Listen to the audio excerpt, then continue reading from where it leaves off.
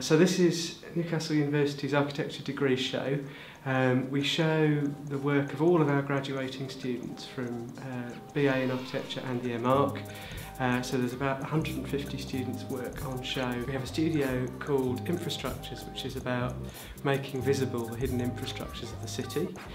We have a studio called Materials, which involves investigations, often at kind of hands-on and at one-to-one scale, into new and novel materials.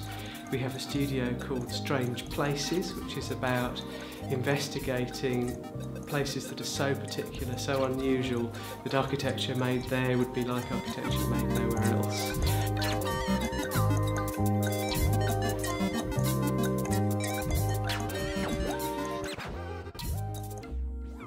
So my project's been looking at Edinburgh and its popular sobriquet as the Athens of the North.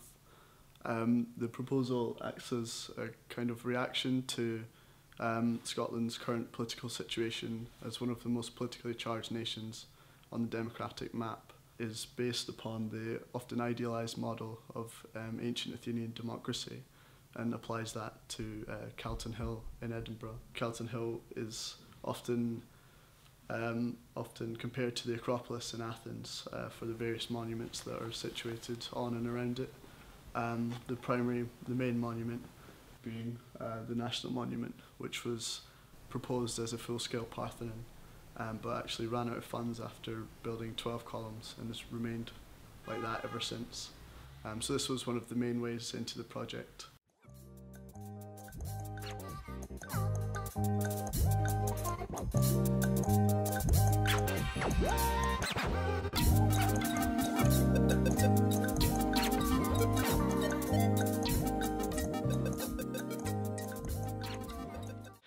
And we also have a studio called Landscapes of Human Endeavour, which begins with various explorers from T.E. Lawrence to Donald Campbell, the speed guru, and uses their adventures as a starting point for architectural design.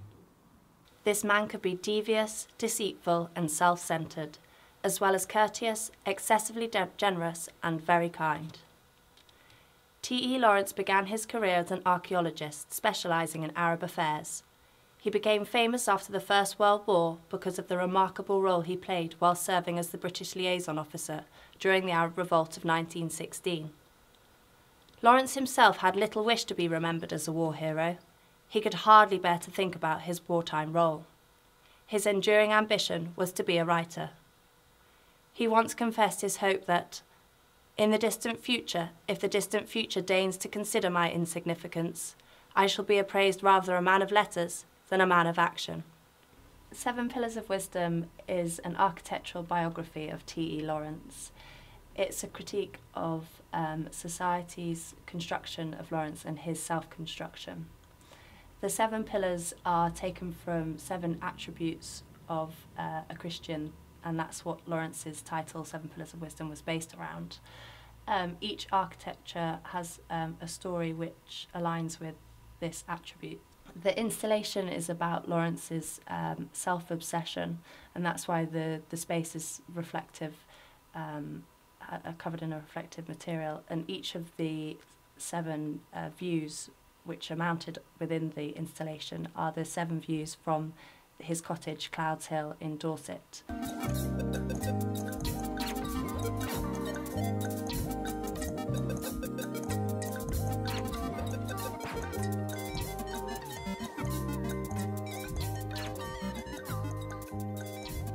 Today we do the show here in Newcastle, but we also take the show to London. Shows both in Newcastle and in London are attended by a lot of leading practitioners, and quite a lot of them are looking to hire. I mean, Newcastle has a reputation for very employable students. My name is Will Slack. My project title is K7 Temple, Deaf of Speaking. K7 Temple is a destination and embodied vocation of the event on Coniston Water. The iconic event in question is when Donald Campbell tried to break the 300-mile-an-hour water speed record on Coniston Water. Unfortunately, spectacularly somersaulted to his death, killing him instantly. So the project is all about recalibrating to what Donald Campbell felt at that point and his final 6 seconds. When you sit into the seat, you experience the building as he saw it when he tragically died on the lake, and then the wider view, which shows from the hills as if you're walking or in a rowing boat, rowing up to the structures. So it's all about contrasting these two different viewpoints.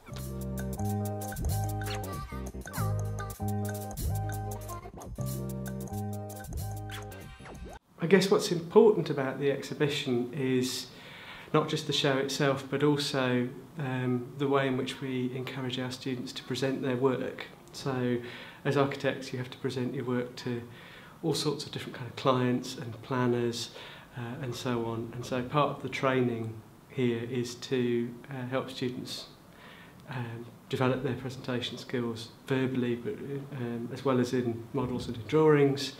So the show is not just a kind of summation of their work, but also part of the experience of learning to be an architect.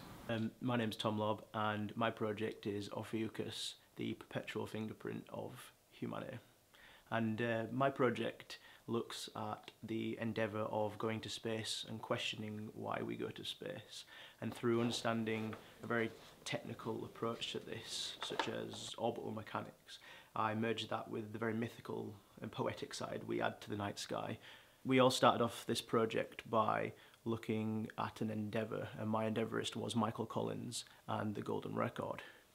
I think the most enjoyable aspect of the whole studio was the freedom. We got to choose any subject we wanted and just explore it in any way we wanted, and I got to bring in something I've always been passionate about, and that's the mechanics and very engineering approach to this work, and use that to depict, using my architectural skills, a building that is very technical but could be built in the real world.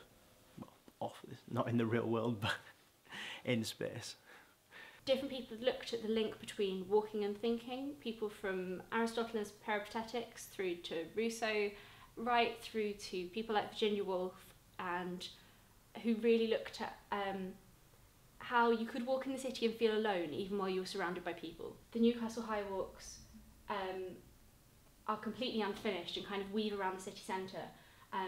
They link into a lot of different elements within the city, but are really a very back street within Newcastle. I took the sort of 1.5 mile walkways and compressed them down into these single sections that really looked at how you get this layering quality and this sense of isolation within the walkways. So the final section really looks at how all these concept sections got brought into the final building, and you can sort of compare and see exactly how the concept functions really translated into the final building, and it shows how the level changes work and how all of the different levels, the Tyne Bridge, the walkway levels and the ground level really link in together, and how it creates these new routes through the city centre.